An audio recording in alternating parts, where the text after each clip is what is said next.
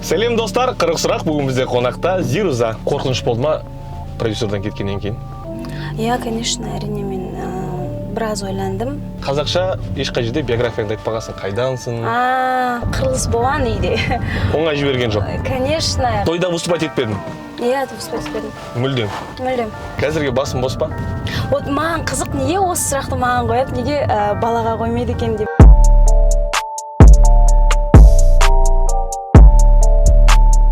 Сәлем достар, қырық сұрақ. Бүгін бізде қонақта Зируза. Йоу, бәріне сәлем. Зируза, бірінші сұрақ. Зируза шын есімің ба? Иә, кстати, көп сұрайды. Зируза шын атың ба, деймін бе деп. Иә, мен шын атым, менің атам қойған ол атты. Сосын менің прабабушка дейді ғой, атамның мамасының аты Зируза болған ғой. И сөйтіп әдемі ат деп қойғысы келген. Басында вообще мені Қалдыгүл деп қойғысы келген. Почему дейді ғой бәрі. Мен недавно осы тиктокта айтқам. Мына жерде менде қал бар да. Я всегда путаю, где он. А мына жақта менде үлкен қал бар. Я не знаю, будет видно или нет. Вот. Ойбай. Вот. Сол үшін Қалдыгүл. Иә. Қалдыгүл деп қойғысы келген. Көз тимесін, мындай деп. Ата сақтап қалған ғой, в общем. Барлығы ойлады сен псевдониммен шығады деп, иә? Иә, көп сөйлейді. Зируза, осы интервьюға дайындалғанда Google-ға жазғам, сен жайлы қандай ақпарат көп іздейді. Бірінші тапқаным Зируза қазақша биография. Яғни көп жерлер. Қазақша биография? Иә, қазақша ешқай жерде биографияңды айтпағансың, қайдансың? Өзің отбасың жайлы. Бірінші сұрақтан бастайық, қайдансың? Мен негізі айтқам ол жайында, может, жазбаған шығар. Негізі Қостанай облысынан, ол жақта бір поселок бар, Амангелді деген, сол жақтамын. Ол жақта до сих пор ата әжелер тұрады. Бірақ сол екінші класста деймін, біз неге Астанаға көшіп кеттік мамалармен. Сөйтіп, сол жақта колледжді, мектепті сол жақта бітірдім де, сөйтіп Астанаға келдім, получается. Ой, Алматыға келдім. Уверенно айттым ғой. Алматыға оқуға келдің ба? Жоқ, оқуға емес. Мен ана жақта оқуымды орташыда тоқтатып, неге келдім? Проектке келгем Ерболат ағаның. Топ Айдылс, иә? Топ Айдылс деген проект болды. Сол жақта біз, в общем, стажер болдық. Сол жасөспірім кез ғой, примерно подростковый кезде, 18 жаста өзім келдім осы жаққа. Сөйтіп қалып қалдым? Сөйтіп қалып қалдым, иә. Неге Ерболат Беделханмен жұмыс жасамадыңдар? Егер соның шақыртуымен келсе? Иә, ол жерде өйткені бізде неше қыздар болдық, получается, 5 қыз, 5 сол, қазіргі 91, солармен бірге жарысқан болатынбыз. Бірақ менің ойымша Ерболат ағай заранее білді уже, что ұлдар шығатыны, өйткені екі группадан біреуі дебют алады деді. Сөйтіп енді өздеріне қарайсыңдар, в общем, там командная работа болу керек, андай-мындай деп. Біз енді жаспыз, біздің группада бір қыз Томи, білет шығар көбісі, Ибрахан Тамирис, ол 15-те болды ол кезде. 15-те болды, и біз әлі кішкентаймыз, әлі толық қанды нетпегенбіз. Жаңағы сахнада тұруды да білмейміз деген сияқты. Сөйтіп біз в итоге біз жеңілдік, и ұлдар жеңді де, и олар дебют алды. Одан кейін сен продюсермен жасай бастадың, жұмыс жасай? Иә, сосын Ерлан ағаймен кездестік, сөйтіп сол кісімен жұмысты бастап кеттік. Ең бірінші хит болған әнің қандай? Ну, так, вроде қиын оңай, ең көп қаралым сол қиын оңайда, көбісі бұлай танып отқанда, сіз қиын оңайда айтпайсыз ба, деп қасыма келіп отады, сол ән деп ойлаймын. Неге бағаламадың, соны бағаламадың. Мен бұл сұрақты соңына қарай қойын деймін, бірақ соған келе жатыр екен. Қазір сен продюсерсіз жұмыс жасайсың? Иә. Жеке? Контракт бітті? Иә. Бітті дегенде біз ортақ шешімге келдік, осылай жұмысымызды тоқтатайық дегендей. И қазір енді өзім жеке болғандықтан пока тыныштық болып тұр ғой, өйткені оңай емес жалғыз өзін жұмыс жасау деген.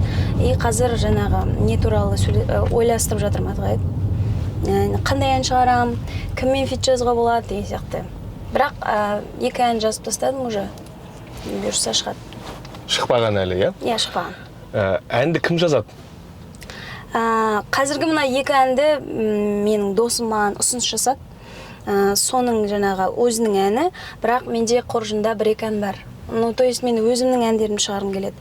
еланаға емес істеген кезде біз көбінесе бір кісілерден алатынбыз, немесе сатып аласыңдар. Да, сатып аламыз. Бірақ қоржынында менде 2 аған болған ғой өзімнің. Өйткені мен қорқатынмын, то есть мен шығарсам, вдруг ұнамай қалады деген сияқты ойлар болады.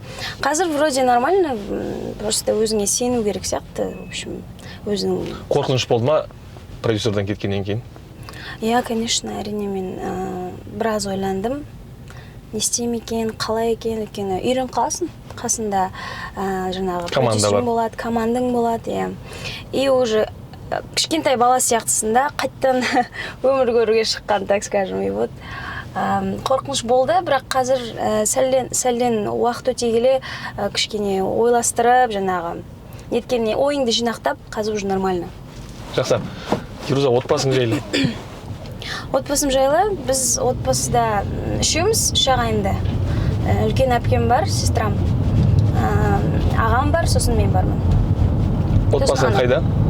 Астанада. Астанада? Иә, барлығы Астанада. Мен всегда айтамын үйдегілерге, көшіңдер деген жақта. Вот, я по вам скучаю, келмейсіңдер ма деп.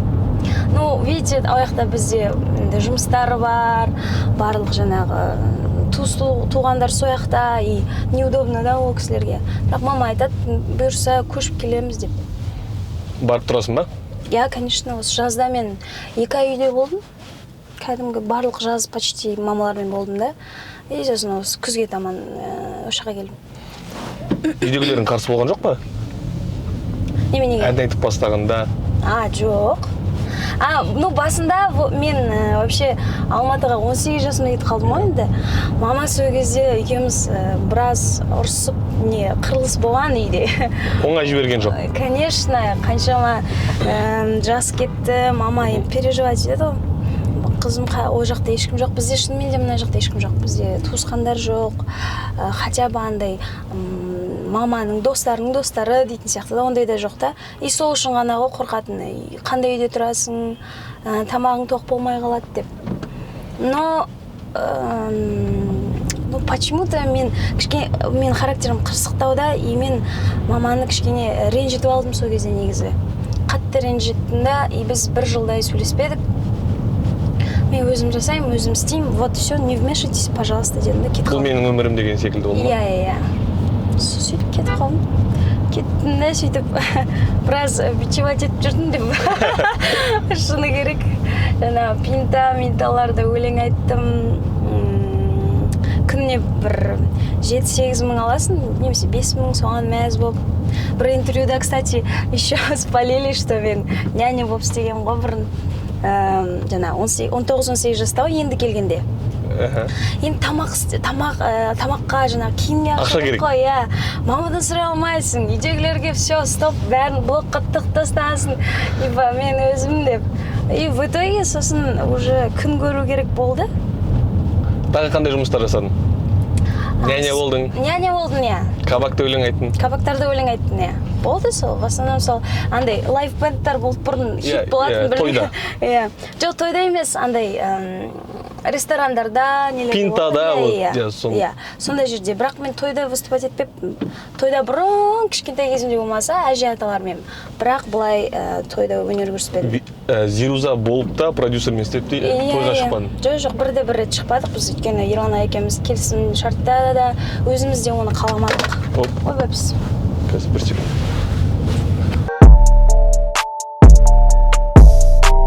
Тойда выступать етпедің? Иә, выступать етпедім. Мүлдем? Мүлдем. Жақсы гонорар берген күндер болды ма? Қайда? Жаңағы. Тойға келу үшін, иә. X2, X3 береміз, көп арттырып береміз. Иә, Ерлан айтатын, вот жүрза, осындай үлкен деп жатыр, но ұстанайық деген сияқты. Қазір енді продюсерсің, егер хабарласса, гонорарды 2 есе берейік, тойға кел. Ну, смотря қандай тойлар, неше түрлері болады ғой. Тойға байланысты. Егер де бір андай той емес енді, который... Қазақы емес, кішкене европейский, кью-поп стилінде болатын болса, бәлкім бар. Кью-поп емес енді. Ну, примерно андай спокойный, то есть андай быт-шыт дегенде қалай айтсақ болады. Более европейский стилде, қатты қазақы емес, мысалға қызыл өрікпен қызыл өрік аспанға қараймдан кейін Зируза болмайды. Оған дейін жоқ, я не против қызыл өрік. Я обожаю, аспанға қараймын, білемін, оны бәрін жақсы көремін, қарсы емеспін. Просто жаңағы еуропалық, то есть спокойный тойлар болса, пожалуйста, көреміз. Отырып тыңдай алатын. Иә. Адамдардың жаңағы неше түрлі тыңдармандар бар ғой, андайлар бар, андай ішіп алып танцполда нететін, и мен соларды развлекать ету керек болсам, жоқ, ондай керек емес. Ал егерде бәрі тыныш қана отыр, сізді вот сұрап тұр деген сияқты, бір-екі номер шығасыз, айтасыз, кетесіз десе, пожалуйста. Өйткені ол енді біз бәріміз адамыз, ол жақта еңбек жатыр, ақша саған керек өміріңе и так далее, сол үшін. Бір тойға шақыру неше теңге? Гонорар? Білмеймін, тойда. Қазір енді продюсерсің, примерно $2000. Жоқ, оны айтуға болмайды, мен өзім әлі де толықтай білмеймін өзім бағамды. Өйткені мен әлі шықпадым бірде-бір рет. Ағайдан кеткеннен кейін, то есть өзім жұмыс жасап жатқан кезімде қазір ешқайда шыққан емеспін, жаңағы әртіс ретінде. Сол үшін ол жағы әлі белгісіз. Жақсы. Екінші көп сұрайтын Google-да Зируза деп жазсаң, білесің ба, не беретін өзі Google түсіндіреді ғой ары қарай. Возможно, вы имели в виду деп. Кстати, мен өзім Google-тетіп көрмеппін ни разу. Мен айтып берейін, Зируза и бала деп береді. Сөйтіп береді екен, бәлкім оқырмандар көп іздейтін болу керек. Если оқырмандар көп іздесе, значит солай шығады деген сөз ғой. Ну да, неудивительно, енді бәрі бәріне қызық қой, жаңа личный өмір дейді ғой. Кім-кіммен жүріп жатыр, кім-кіммен соғысып ұрысып жатыр деген сияқты. Адамдарға сол қызық қой. Ну, неудивительно. Сол жайлы, қазірге басым бос па? Қазірге басым бос. Баламен не болды? Баламен не болды? Ештеңе болған жоқ. Балалық болды ма? Омен жоқ, балалық емес. Балалық та болды, иә. Бірақ вот маған қызық, неге осы сұрақты маған қойып, неге балаға қоймайды екен деп мен өзім. Егер бұл интервьюді Ерболат Беделхан ағамыз көріп отырса, интервью жазуға мен дайынмын, адресін айтсаңыз болды, камераларды құшақтап келем. Бәлкім бала сен де көріп отырсаң. Сөйтіңіз, пожалуйста, вот Даниярдан сұраңыз. Сенің тарапыңнан естігіміз келеді, не болған? Мен уже өз тарапымнан қаншама интервью беріп тастағам. Мүмкін сіз көрген шығарсыз, мүмкін көрмеген шығарсыз, бірақ мен қайталап айтқым келе бергім келмейді, өйткені ол жабық история деп ойлаймын. Мен бірақ бірде-бір рет соны балаға Даниярға қойған көрмедім, так что, пожалуйста, өзі айтып берсін, айтқысы келсе, мен өзім айтқым келмейді. Және де бұл өткен жағдай уже 4 или 3 жыл өтіп кетті. Қайта оны қазбалаудың қажеті жоқ деп ойлаймын. Жақсы, қандай жігіттер ұнайды? Қандай жігіттер ұнайды? Вот мынандай жігіттер ұнайды деген жоқ. Параметр жоқ. По-любому жоқ. Все равно неге қарайсың, связь болады, духовный связь болады. Жаңағы, біріншіден түр келбетіне қарайсың, бірақ ары қарай уже егерде адам тартса сені, мысалы, сөйлегенде, тағы да басқа, жаңағы, екеулерің қызғатын нәрселерің бір болса, мысалы, соған көбінесе қараймын. Сосын андай бір сөзді іліп алып кететін, жай ғана тыныш отырмайтын, то есть андай болады ғой, кішкене креативный жігіттер болады ғой, сонда жақсы сияқты. Танысқанда ең бірінші неге мән бересің? Так, танысқанына, жаңа түріне, содан кейін қалай өзін ұстайды. Это может быть даже мелочь, но киімдеріне де қараймын. Өйткені таза ма деген сияқты. Не важно, то есть күшті киіну емес, а именно вот өзіне қарау, таза ұстау деген сияқты, сол маңызды. Саған танымал жігіттер директке көп жаза ма? Танысайық деп, кездесейік. Жоқ, танысайық дегенде олар былай да былай мені таниды ғой. Ну да, жазатыны бар да. Енді мүмкін бір танысудан бөлек те қадам жасағандар бар шығар, кездесейік деген. Танымал. Әншілер, блогерлар. Не болады. Неде жауап бересің? Мен енді ол адамдармен былай-былай сөйлесіп жүремін ғой, бірақ андай қатты соншалықты серьезный нелер болмады. Біз жай ғана бір жаңа отырыстарда, сондай жерлерде кездесіп, ары қарай жаңағы басқа жерге караоке бір жерге барған кездеріміз болған шығар, бірақ былай жоқ. Андай серьезный бір деген жоқ. саған дирекке, комментарийға жазған комментарияларға мән бересің ба? Дайректке ме әлде жаңағы астындағы ма? Комментарийлер ма? Менің ба? Иә. Жалпы пікірге. Қоғамдағы, иә. Қараймын, иә, қарап отырамын. Соңғы есіңде қалған комментарий? Ойбай, мен постты давно салдым. Соңғы пост как раз осы атың жайлы болған екен. Иә, неге Зируза, иә, сол жайында жаздым. Сол ояқты қаттанды, не болған жоқ. Соңғысы мен бір сурет салып, мен оқырмандардан сұрағам. Мен обычно пост салар кезде ойланам да, көп ойланам, не деп жазса болады екен деп. И сол мен өзімнің жаңағы оқырмандардан сұрадым. И олар маған несколько вариант жіберді. И мен ана жақта қызығын алып алдым. Кола, пепси, зиру деген.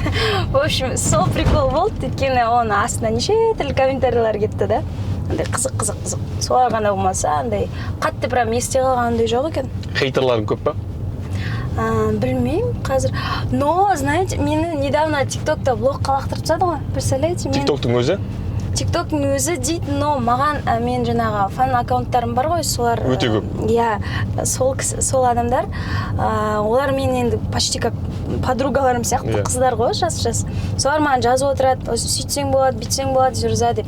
И маған айтады, вот недавно, походу адамдар хейтерлер бар ғой дейді, солар блокқа тастап. Спам жіберген? Иә. Сондай көп жіберген ау деймін. И сөйтіп в итоге менің аккаунтым блокта. Вот не кеше ма? ТикТоктағы аккаунтың болды. 2-3 күн бұрын новый аштым. 300 бір нәрсе ма? 312 ма? 320 ма? Сондай болды. Деп жылап отырайын ба? Жаман екен негізі, бір түрлі оқып қалдым. Инстаграмда көп отырасың ба? Ну, қатты емес. Инстаграм бар, Netflix бар, ТикТок бар. Үшеуін айналып жүрем ғой. Инстаграмдағы сен үшін топ 3 блогер. Инстаграмдағы топ 3. Мен қазір енді шыны керек танып келіп жатырмын енді блогерларды. Ну, по мне так это Дамель біріншіден. Бірінші демей қойын, сол үздіктердің бірі. Сосын Баха деп ойлаймын. Сосын так, кім бар тағы? Ну, ННН ба? Разиюша бар. Разиюша. Жақсы. Достарың көп па? Жоқ, қатты көп емес. Біреу, екеу, үш, төртеу бар точно. Алматыда достарыңмен тұрасың ба? Жоқ, подругамен тұрамын. Көп адам болып тұрмаймыз. 2 адам тұрамыз. Жалдамалы пәтерде? Иә. Қашан музыка саған табыса келе бастады? Так, мен 2017-де шықтым. Сосын бір жылдан кейін ғой, 18-дің соңында. Сосын 19 жақсы болып келе жатты, 20-да күшті болды, сосын карантин бастап кетті, и қиындап кетті. Сосын арғарай. Сендер рекламный контракт және де концерттен ақша таптыңдар, иә? Иә, мен еще сол кездері үлкен компанияның несі болдым, амбассадоры болдым. Не бар ғой? Карабао деген напиток жаңағы. Челсидің официальный партнері. Иә. Солармен бірге жұмыс жасадық, иә. Жақсы болды сол кездер, сосын вот видите, опять карантин болып қалды, и кәдімгідей біраз уақыт жаңағы жұмыссыз болдық біз. Қазір басты табыс көзі не? Ну, скорее всего, это Инстаграм. Қазіргі таңда? Қазіргі таңда Инстаграм, но хочется ондайды негізі менікі емес деп ойлаймын, аса қатты өйткені мен өзімді білем да, ол, оказывается, блогерлардың жұмысы, яғни өйтіп ақша табу деген сияқты. Более жаңа концерттерге шыққым келетін, бұйырса енді сол нәрсені қолыма аламын деп отырмын. Бір күнде ең көп неше теңге таптың? Бір күнде? Ондай бір нәрсе есімде жоқ. Жаңа концерттен болмаса, былай Инстаграмда жоқ. Ну, концерттен қанша? 700-дей шығар. Бір күнде. Ақшаның көбі неге құртасың? Ақшаның көбісін... Менде андай бір соншалықты не жоқ, но неге? Менде жоқ екен ондай андаға, мұндаға деген сияқты. Андайға, мұндайға деген сияқты жоқ. Білмеймін. Жаңа өзім жүріс тұрысыма болмаса, былай қатты нелі жоқ. Бөлмеймін, в общем. бренд кию маңызды ма сен үшін? Жоқ, кстати, мен ондайға қатты жоқпын, бірақ бренд деген ол жақсы, оны алып көру керек. Бірақ қазір өзім өте қарапайыммын, яғни менде брендовый киім вообще жоқ. Көбісі бірақ ойлайтын шығар, быт-шыт мындай деп, бірақ ондай емес. Қай жерден киінесің? Вообще, в любой жерден, жаңағы интернет-магазин болуы мүмкін, торговый центрларда, бірақ қазір торговый центр қиын ғой жүрген, былай. В основном мен қазір просто, знаете, Инстаграм қараймын, ұнай ма, соны ала саламын просто. И чтобы там жүріп, барып, уақыт кетірмес үшін. Көшеде көп тани ма? Нормально таниды, жақсы таниды. Қандай ерекше жерде таныды? Ерекше? Ойламаған кісілер тани ма? Мысалы, мына кісі мені... Иә, үлкен кісілер танығанда мен шок боламын да сих пор. Қазірде де өйткені үлкен кісілер келіп, тәтелер келіп суретке түскенде мен ұялып қаламын. Мен ойлаймын ғой, да, конечно, суретке түскен қызыңызға сәлем айтайын ба? Жоқ, доча, ты чего? Мен өзім сені... Доча не ма? Да, доча, мен өзім сенің творчествоң ұнайды деп айтып атады ғой. Мәз болып қаласың, шыны керек. Дируза, пластика барлығы өзіңдікі ма, әлде пластика жасаттың ба? Жоқ, ештеңе жасатпадым. Комплекс болды ма бала кезіңде? Комплекс, я бала кезде по-любому болды, өйткені ол кезде мен қатты томпақ болатын, менде даже суреттерім бар, вроде, или жоқ па, үйде қалып қойды ау деймін. Сен жіберсең, біз осы жерге қоя саламыз. Да, но тауып алсам я жіберейін. Мен қашан осы мектеп кезінде, вот 5-6-7 ма сондай кездерде менде прям қатты комплекс емес енді, но сол кездері менде комплекс болды, когда мен ең алғашқы рет сценаға шыққанда. Қандай? 2017-те мен шыққанда, өйткені сразу бір жаман хейт кетті маған. Да чё, не умеет, то есть не было не насчет внешности, а того, что мен интервью нелер берген кезде қатты қобалжып жетінмін. Камера қосылса болды, мен дірілдеп бастайтынмын. Сол үшін сондай ғана болды. А бірақ мектеп кезінде насчет веса болды. Тоқтау болған соң мен кішкене ұялатынмын, мынандай ашық киінуге деген сияқты. Қайда оқыдың? Қазақ ұлттық өнер университеті, музыкальная академия дейді, неде. Еще оның корпусы бар, шабыт деп білетін шығарсыз, Астанада. Астанада, иә. Иә. Бірақ мен ояқта шабытты оқымадым, ана бізде басқа корпус бар, колледж бен мектеп бірге, сояқта оқыдым. Мектепте жақсы оқыдың ба? Иә, нормально оқыдым. Араласасың ба класстастарыңмен? Бір-екеуімен ғана араласам. Жазатындар бар ма? Группа, класстастар? Кстати, я жоқ, ондай жоқ, өйткені мен жоғалып кеттім ғой. Біз нормально даже қоштасып үлгермедік, мен сразу вот Алматыны көрдім да, сразу кетіп қалдым. Алматыға келгеннен кейін қайтып оралуға бір депрессияға түскен күндер болды ма? Қайтам болды, Алматыда менікі емес екен деген. Иә, ол кез болды, вот именно когда мен айттым ғой, ақшасыз жүрдім деп. Сол кезде болды. И жоқ, күй жоқ. Бірақ ол кезде біз жаңа Ерболат ағайдың несі болды, проекті.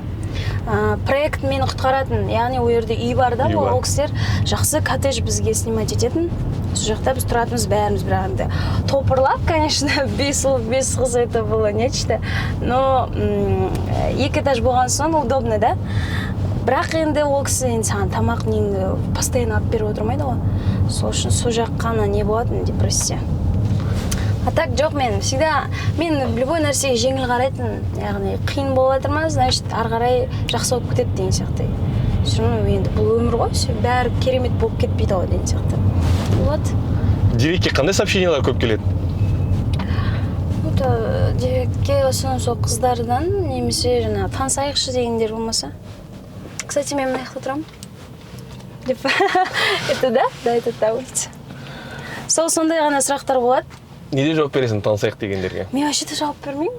Оқымайсың? Оқисың, бірақ жауап бермейсің. Оқимын, я чтобы посмотреть там мынандай бір рекламодательдер может жазып қалады деген сияқты. А так біреумен танысып, жоқ, оны ешқашан жауап бермеген. Жауап беру үшін қандай сообщение болу керек? Ешқандай. То есть вообще жауап бермеймін. Дұрыс емес деп ойлаймын. Өйткені қандай адамдар қандай мақсатпен жазып жатқанын білмейсің, сол себепті бәріне сене бермеу керек. Егер мүмкіндік болса, қандай брендтің тегін амбассадоры болатын едің? Тегін? Иә. тегін болмаса едім деп. Әлемдік бренд. Ну, да, наверное, андай бір Gucci сондайлар болмаса. Если там бір жерге суретім ілініп, болып тұрып, сондай болса, пожалуйста. Сен ән жазғанда ең бірінші кімнің пікірі маңызды саған? Так, ең бірінші пікір дей ма? Бәлкім біреумен ақылдасарсың, осыны салсам бола ма деген секілді. Ну, мен подругам бар, ал давно өлең жазады өзі, опыты бар да. Мүмкін соларға шығар, өйткені ол танып біледі деген сияқты. Аты Раушан, соған демкалар жіберіп отырамын мысалы.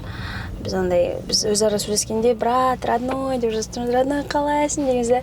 И мен айтамын, вот, кеше түнде жаттым да, осындай бір демка бар, қасыңа жіберейінші, если что, ну, ты там подскажешь, да, қалай можно дальше деген сияқты. Сөйтіп қана болмаса, өйткені мен мамаларға жіберсем, мамам мен түсінбейді особо.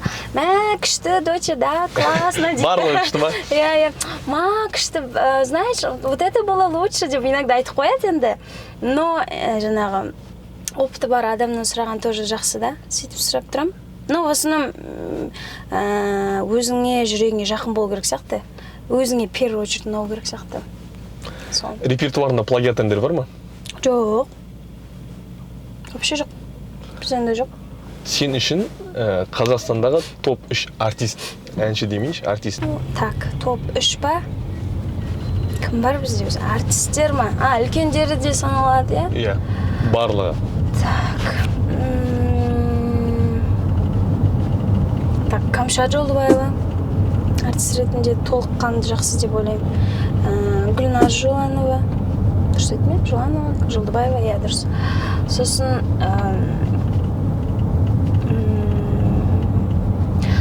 мен Оскар Ильясовтың көп киноларын көрмедім, но бір-екеуін көрдім.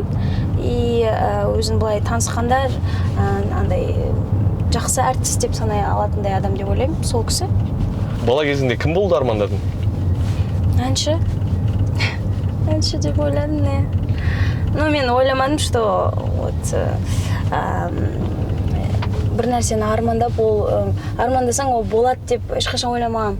Ой, армандай салам, болды, но, наверное, бір неде, оркестрда отырады шығам деп ойлағам, өйткені өзім инструмент ойнайсың, иә, қобызда бітірдім, фортепианодан бітірдім, музыкальный ғой енді.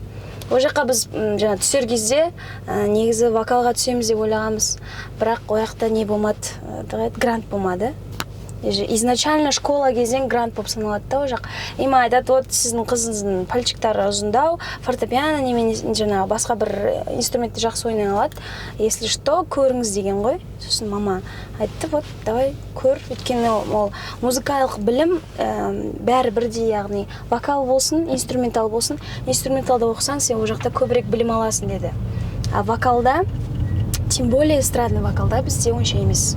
Мен негізі қазір өте дұрыс деп ойлаймын, жаңа менің вокалға қатыспағаным, өйткені ол жақта мені кішкене басқалай өздеріне ұқсатып жасап тастайтын еді да. А мен өзім кішкентайымнан каверлармен өстім. Кавердің сонысы жақсы. Біреуді аласың да, снимать етесің да, өзіңе жақсы нәрсесін аласың, но сен өзің индивидуальностьін жоғалталмайсың да. А бізде қазір эстрадный вокал қалай? Пой так, дейді да, и в итоге жаңағы өзінің несін саған внушать етіп тастайды. Иә, өзінің индивидуальностьін жоғалтып алады қазір. И андай көбінесе дегенде әндерге барлығы шаблон болып кетеді. Шаблон кетіп қалады. Самый өзінің изюминкасын жоғалтып кетеді да. Соны мен байқадым. Сен қобызда ойнайсың, кәдімгі жақсы деңгейде ойнай аласың ба қобызда? Иә, ойнай аламын. Сен біздің оқырмандарда ешкім елестете алмайтын шығар, сен қобыз ойнай аласың. Иә, мен бір неде программада ойнап бергем. Қызық лайф па? Қызық тайм. В общем, айтып алмайтын шығар, но сол жерлерде ойнағам мен қобызда. Ну, это было қазір қобызды бірақ сол қобыздың арқасында мен шетелге барып келдім. Жаңағы оркестрмен біз қайда бардыңдар? Сол кезде біздің колледжіміз өздері бізді академия жіберді. Париж бен Лондонға барып келдік. Бір 2 аптаға ма. Жақсы қыдырып қайттық қой. Концерт қойдық, сосын қыдырдық. Саяхат жайлы басталғаннан кейін басқа қандай жерлерде болдың? Сол, да, содан кейін вообще болды. Сол басыммен кетіп қалдым осы Алматыға, сол Алматыдан әлі шыға алмай жүрмін. Қайда барғың келеді? мен осы ойлап отырмын, Москваға кетіп қалайын ба деп. Бәрі Москваға кетіп отыр деп. Но білмеймін, мне кажется, мен ол жақта тұра алмайтын сияқтымын. Барғым келсе, неге? Біз ойластырып жүргенбіз, біз достарымызбен Египетке барып келеді деп. Қандай әншімен Қазақстанда фит жазғың келеді? Так. Мен осы жақында ойластырып жүрмін, может Қанаймен жазам ба деп. Бірақ өзім кімді аты қалай еді? Кім бізде қазір бар? Бұрын мен вот Жанар Дугалова деп всегда айтатын. Жанар Дугалованы. Бірақ қазір елестетсем, мен ойлап отырмын, маған қандай ән керек, чтобы біз неге сәйкес болу керек па? Дуэт деген кішкене сәйкестік болу керек. И поэтому білмеймін даже. Саған фит жазайық деп, бірақ сен отказ еткен әншілер бар ма? Так, ол қазіргі кезде жоқ. Бұрын болған не? Бұрын бір-екі адамдар болды, я. Но не так, чтоб мен не хочу емес, а бізде репертуар бойынша жаңағы сәйкес келмеді. Можно потом деп біз нетіп жаңа уақытын неткен болатынбыз, өзгерткен болатынбыз. Фобияң бар ма? Фобия бар, андай не бар ғой? Клаустрофобия бар менде. Сосын андай бар. Атымызға трипофобия бар. Тесіктерден? Жаман қорқамын, трипофобия ужас. Ана фото бар едесінде ме? Қолдары тесік.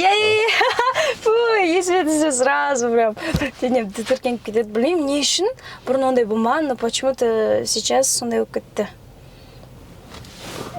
Өсе келе бүкіл нәрседен фобия болып кететін сияқты ғой менде. Дәл қазір нені армандайсың?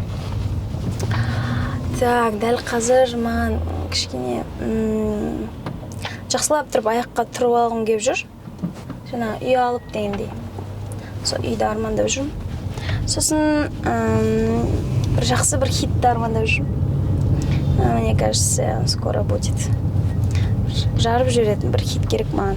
Срочно деп. Болашақта, орысша айтқанда, не бар ғой, бір шаблон, сильная, независимая бола қалам деп қорқпайсың ба? Ойба, я, кстати, сонда қорқам. Мен сестрам айтады, ол тұрмыс құрған, енді баласы бар. Сол айтады, мен де мамам сондай ғой, кішкене қаттылау. Бізде қашан мен 3 жасымда мама папа айырылысып кетті да, и в основном мен өзім деп жүрген кісі да ол да. И мен соны үйреніп алғам мамадан тоже. И мен сестрам айтады, ондай болма дейді. Ертең қиын болады. Ертең сен отбасын бірінші орынға қояды. Я, то есть, если сен, мысалы, маған даже айтады, неге сен біреумен жүрмейсің дейді да қазір. Қазір мен мысалы қанша біраз болды ешкіммен жүрмегелі. Неге өйткені кішкене қаттылау болып қалам деп айтады да, мен сестрам қатты болма дейді. Еркек екенін оны сезіне білу керек, сен оны қыз болу керексің қасында деген сияқты. Но енді сондай воспитание емес, сондай нәрсе өскендіктен менде сондай болып жатыр. Бірақ ол жағынан ол жаман деп те ойламаймын. То есть сильно независимый деген әйелдердің, қыздардың бәрі в итоге балалы болып, жаңа отбасы болады ғой. Болмағандар да бар. Я, олар да бар енді. Ол значит, әйел мықты деп тұр, значит. Қатты мықты болып тұр ғой, да. Рас уже әлі ешқандай бір еркек жігіт оны қазіргі таңда көп қой, байқа естіп жатқан шығарсың, феминизм жайлы көзқарасың қандай? Ешқандай. Нейтральды, я нейтральды. Мен қыздарды да жақсы көремін, ұлдарды да жақсы көремін демекші бөлгім келмейді. Но шеттен шықпасақ деп те өзім іштей ойлаймын. Қыздар шеттен шықпаса екен деп. Қыздар, қатты андай, біз де істей аламыз. Нет, я это поддерживаю. Мен қатты жақсы көремін сондай қыздарды, мен өзім сондаймын. Мен даже есік ашып береді ғой маған кейбір жігіттер, мен ұмытып кетемін, то что, это же оказывается нормально деген сияқты. Но для меня это норма, когда мен өзім есікті ашам, мен өзіме тамақ аламын деген сияқты. Маған біреу істеп берсе, мен точно деп есіме түсіп кетеді. Но біз қыздар болғандықтан все равно қатты нетпеу керек бізде. Все равно иногда нәзік болу керек деп ойлаймын. Керек деп ойлаймын ол нәрсе бізге. Табиғат қой енді сонымен. Косметика көп қолданасың ба? Қатты емес, орташа деп ойлаймын. былай нелерде жүргенде все равно боянасың ғой. Сен үшін жақындарыңнан, туысқандарыңнан басқа ең әдемі ер азамат? Ең әдемі ер азамат? Так. Негізі былай бір жаңа біздің шоу-бизнес недегі айтса болады ғой? Бәрібір әлемдік деңгейде айтсаң да болады. Әлемдік даже, да? Так, маған негізі өзі азиатский дейді ғой, сондай внешностьтер ұнайды. Солардың ішінде, мне кажется, вот Аян деген актер бар ғой? Өтепберген. Иә. Сол кісінің түрі, бет-әлпеті, жаңағы внешность дейді ғой, сол кісінің. И жаңа Оскар Ильясов айттым ғой мен. Но ол, мысалы, Оскар Ильясовтың жаңағы сөйлегені, ішкі дүниесі маған, то есть неме қатты жақын емес. Но сыртқы келбеті сондай. Аян деген сияқты, Асқар. 2017-2018-де Қазақстанда жастар сендерден қатты фанат етеді. Иә. Сен өзің біреуден фанат ететін ба? Иә. Кімнен? Вот Ариана, Селена қатты ұнататын. Селена Гомес дегендер бар ғой? Солар. Үндемей қалдыңыз ғой. Или вы говорите біздің деп Ал па? біздің Қазақстаннан болса? Жоқ, бізде қатты ондай жоқ. Мен қатты ондай фанат етпеймін біздің нелерден. Ондай жоқ. Жақсы. По внешности десеңіз, Айдана Меденова десем болады. Сол кісіге қарап, күшті не аласың өйткені ішкі дүниесі мен сыртқы дүниесі тура сәйкес келетін жаңағы мен білетін адам. Сол. Қазір саған егерде бір продюсер басқа, Ерлан ағадан басқа продюсер жұмыс жасайық десе жасайтын ба едің? Жоқ.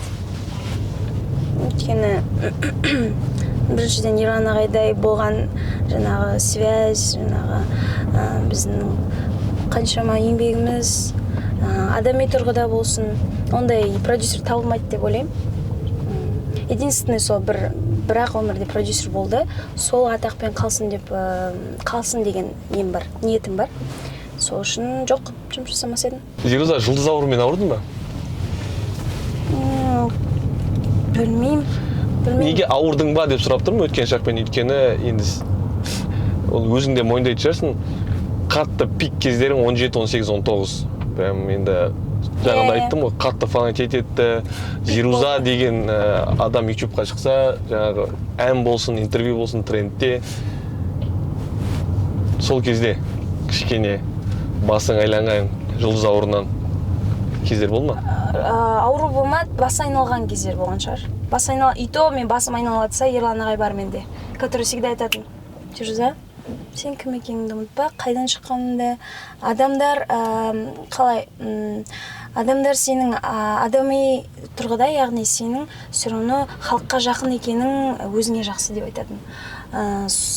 В основном сондай нәрселерді маған айтатын Ерлан ағай болды, өйткені изначально мен былай үндемей келгенде ол кісі айтатын: ертең өзгересің, нормально деп. Ертең өзгересің, ашыласың, өзің характерін көрсетесің әлі дейтін. Мен айтатын: жоқ, нормально деп. Но сосын уақыт өте келе мен өзім байқамай қалдым қалай характерім шығып кеткенін. Ну, конечно, несім бір, қандай немен шектеуден шықпаймын ешқашан. Бірақ маған бір нәрсе десе, мен үндемей отыратын адам емеспін. Сондай бар. Сосын жаңа басым айналған кездер болды. Сол кезде Ерлан айтты: вот осылай сезіліп тұр деген сияқты. Мен кішкене жаңағы қайттан орал деген сияқты. Есіңді жи дегендер болды. Мен резко деймін да, все аға, сіз айтсаңыз болды ғой. Резко есім жиып аламын. Сондай болды. Ну, ондай мен қатты бір сондай деген сияқты. Ондай болмаған сияқты менде, өйткені ондай дәрежеде қатты үлкен дәреже емес, бірақ дәреже болды, бірақ ондай емес. Хоббиң бар ма? Иә. Қандай? Сурет салам. Тауға барып тұруға тырысам. Осы недавно неге барып келген, Күлсай жарынды жерлерге барып келдім. Сосын не? В основном андай активный дейді ғой, сондай ұнайды маған. Если мен күні ой үйде жатып сериал қарап, жатсам, кешке таман, там это жазда, күздерде обязательно бір велосипедпен бір нәрсемен айдап шығуым керек, чтобы успокоить дейді ғой. Перфекционист адамдар болады ғой, который қатты нете алмайтын, там қатты кайфқа беріле алмайтын. То есть жатсаң да сен бір нәрсе істеп қою керексің да, үйде болсын, немесе жұмысында болсын, немесе өзіңнің денсаулығың үшін деген сияқты. Сондай. Арақ, темекі? Жоқ. Арақ емес енді, но я пробовала, да, алкоголь. Арақ деген қалай кетті? Енді қазақтар үшін, біз үшін алкоголь деген ол легкий нәрсе да, ал арақ деген енді кішкене ішімдік жарайды. Жоқ, көргем, но не так, чтобы деген сияқты, но көргем. Арақ емес, бірақ алкоголь. Иә, арақ жоқ. Арақ деген кәдімгідей ауыр екен. Андай шампанский вино болмаса. Жақсы. Несін жасырамыз? Өзіңде 24-тесің. Бізге кеңес бере аласың ба? Кітап, сериал, кітап оқисың ба? Кітапқа қатты жоқпын, бірақ осы карантин кезінде ғана бастадым. Қатты кірейін, осы маған керек қой. Не болса да қайда миымды прокачивать ету керек. Ол өте маңызды. Бұрын, иә, кітап, ну, окей, дей салатынмын ғой. А вот карантинда психологиядан бастадым. Қазір мен психология оқып жатырмын. Кімді? Стану и буду ма? Черно-белый бір несі бар. Но мен недегі карантинда оқығаным более такой не болды да, фантастика болды ғой. Өйткені маған айтты, саған қызық болсын, фантастикадан бастау керек деді да маған. И вот «Зеркало Кассандры» деген оқыдым, ну, самый нормальный, так скажем. А так мен в основном сериал, андай-мындай дегендерді тоже жақсы. Netflix'та подписка бар, иә? Не. Не көресің? Соңғы қандай сериал ұнады? Топ-3 сериал. Так, топ-3 это вот, ну, по-любому «Кальмары», игра в кальмары, сосын қазір көріп жатқаным «Ты» деген сериал. Көбісі білемін. Білесіз ба? Күшті. 3 сезон шығыпты, мен вот недавно білдім. А мен 2 сезонды ана қыста қарап тастаған ғой. И вот недавно көріп қалдым, 3 сезон мәз болып соны қарап отырмын. Сосын «В ее глазах» деген я бы посоветовала Netflix'та. Netflix'та «В ее глазах» деген өте-өте такой ауыр. Ну, қатты емес енді, но такой соңында зрительді алдап жүретін нелер, сюжеттер болады ғой. Сондай. Дәл қазір неше пайызға бақыттысың? 100%. Ондай жоқ. Мен вообще өзімді андай қиналып жүрмін, бақытсызбын деп айта алатындай құқығым жоқ деп ойлаймын. Өйткені менен де неше түрлі адамдар бар, которые осыны нетіп жатқан, иә, армандап жүрген. Осылай отырайын деген сияқты. Қол аяғым бар, сол үшін ешқандай жалоба жоқ. Тек қана жаңағы дұрыс нәрселерге өзімнің немді, уақытымды көп бөлсем екен деп ойлаймын. Өз-өзімді жеңгім келеді, мысалы там не болсын, еріншектіктен, немесе еріншекте қоя тұрайық ана. Окей, сосын жасай салам дейтін нелер болады, заттар. Жарайды, енді ертеңгі уақыт бар ғой деп. Өйткені уақыт жаман тез өтіп жатыр. Мен ұйқыдан тұрып кешке жатам дегенше 1-2 сағат сияқты мен үшін. Сол үшін қазіргі ең жаңағы керек зат ол уақыт. Сол үшін уақытты жоғалтып алмау керек. А так бақыттымын. 5 жылдан кейін өзіңді қалай көресің? Так, мен 5 жылдан кейін уже өзімді күйеумен, может, вдруг көріп қалам. Көріп қаласың ба, әлде көресің ба? Көріп қалам, бір точно бір 30-ға таман, сондай шығайын деп тұрмын ғой, енді көреміз енді. Өйткені жаңа кішкене жасап алу керек болып тұр ма, тағы жаңа үйімді алып, керек. Нешесін үй алып, күйеуің саған барлығын жасап береді. Жоқ, неге сөйтіп ойлайсыңдар, ертең күйеумен ұрысып қалсам ше, сосын мен далада қалам ба? Ұрысып қалсам ше деген сөздің өзі, менің ойымша ол, менің өзім субъективті ойым. Жоқ, дұрыс айтасыз, бірақ білесіз бе, мен андай адамдармын, который адамның арасынамын, то есть все равно әр адам өзіне жауапты тіпті ертең ешқандай не жоқ, жаңағы қалай айтады, гарантия жоқ, что ол бір нәрсе жасай ма, сенде бір нәрсе болып қала ма деген сияқты. Жаңа страховка болу керек, что сенің осындай бір үйің болады, машинаң болады, ақшаң болады, лишний ақшаң болады банкта деген сияқты. Поэтому мен бірінші очередь өзімді ойлаймын. Зируза, сенің көптеген интервьюіңді көрген, сенің жаңағы бәлкім инстаграмыңа да подписан жігіттер осы интервьюда көріп айтатын шығар, действительно характері негізі жаңағы айтайын ер мінезді. Бірінші қадам жасауға қорқатын балалар болуы мүмкін. Сондай балаларға қандай кеңес бересің? Сол ғой, сондай балаларға қандай кеңес бересің? Қорқпаңдар деймін. Жоқ, негізі не все так плохо, по идее. Жоқ, шынымен де, мен, кстати, соны мен недавно тоже көп естіп жүрмін, последний өзім ялам бар ғой. Типа, өйткені саған жақындауға қорқады дейді. Мен досым да бар. Қорқады, сен түріңді попроще сделай дейді оған. Я қорқады, не істеймін. Қорқпайтын адам табылады шығар, но скажу вам честно, все нормально, если что. Қорқпаңдар, мен істемеймін, но иногда деп. А так бәрі жақсы. Соңғы рет қашан жыладың? Кеше деп айтты қойсай. Кеше жыладым мен. Не себеп болды? Кеше жыладым, өйткені личный өмірде емес, просто үйдегілермен қиындықтар болып қалды солай. Инстаграмда фейк аккаунтың бар ма? Конечно. Жасырмаймын, бар. Кімдерді көресің? Ну, я бы могу показать, в принципе, потому что мен қазір өтірік айтып қалады деп ойлауым мүмкін, дейсің бе? Такая там 18 адам бар екен, но это Настя Ивлеева, Джастин Бибер, видите, Америка. Жоқ, фейк аккаунтта да іздеп көруге де болады ғой? Жоқ, мен ондай, честно, ешкімді қатты аса қатты қарамайды екенмін, то есть. Іздемейсің? Жоқ.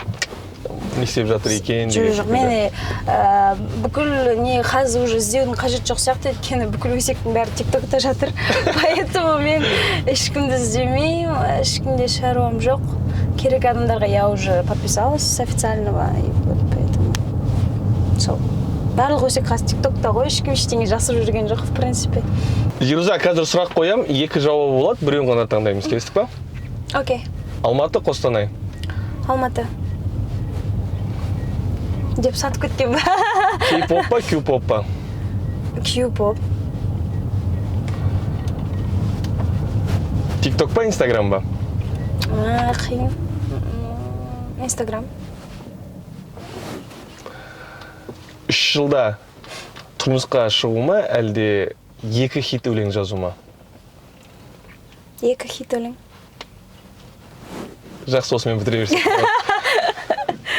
Тұрмысқа мен по-любому шығам ғой. Хит өлең болмай қалуы мүмкін, поэтому хит өлең ұстап қалу керек деп. Зируза, егерде болашақта күйеуің Зируза, бәлкім сахнаға шықпай қоясың, өнермен айналыспайсың десе, қалай жауап беретін едің? Сау бол деймін деп. Мен жақсы көретін адам үйтіп айтпайды. Мен болашақ жарым, яғни мен таңдаған күйеу, ер азамат, ешқашан үйтіп айтпайды. Өйткені ол сенімді болады маған, менің жақсы көретін жаңағы ісіммен айналыспа деп, ол қалай айтады ол? Сені қазір өз тарапыңнан айтып жатсың да, сені жақсы көретін адам болса, ал егер сен жақсы көріп қалсаң? Мен жақсы көріп келсем? Иә. Мен и так та жақсы көріп қалам ғой. Но ол жаңағы жағдайға байланысты. Егер мен бала туып, жаңағы сондай уақыт керек болатса, я өткен бар ғой, Айдана Меденовалар, бала туыпты, декреттік пауза. Максимум декреттік пауза, но пока мен өзім тоқтатпайынша, ешкім тоқтата алмайды мені. Даже менің күйеуім. Менің күйеуім үйтіп айтпау керек. Поэтому мен күйеуім, ну то есть, болашақ жарыммен кездескенде мен оны обговорю обязательно, айтамын мен оған. Вот осылай, если сен мені алғың келіп жатса, срочно деп жатсаң, пожалуйста, но мен тоқтатпаймын. Қалың мал сұрайсың ба? Мама сұраймын дейді, кстати, ну это яд сияқты. Мама айтады, доча, это важно дейді, мен айтамын, қайдағы мама, яд емес пе? Қалай қалмаса тұрасың? Это почти что продать свою дочь десем, мама айтады, нет, это бізде обычайда бар ондай дейтін да, традиция бойынша. Неше сұрайын деп отыр мамаң? Білмеймін ғой вообще. Жоқ, сұрамадың ба? Неше сұрайын деп отырсыңдар? Жоқ, 1-2 миллион деді ау деймін. Или там шуткамен айттым ба, мен білмеймін. 1-2 миллиондарыңыз болса хабарласыңыздар. Мен енді ана прикол түсірдім, ана бар ғой, қалың малым 3 миллион дейді. Енді түсіндім бар ғой. Ну тогда в моем случае қалың мал 5 миллион болатын сияқты. Егер ана қызыкі 3 миллион болса деп тұрсың ба? Жоқ, шутка қырсын. Ондай біртүрлі сияқты қалың мал керек емес. Бір жақсы бір үйде тұрсақ деп. Гавайи ана жақтарла, сондай жерлерде деп.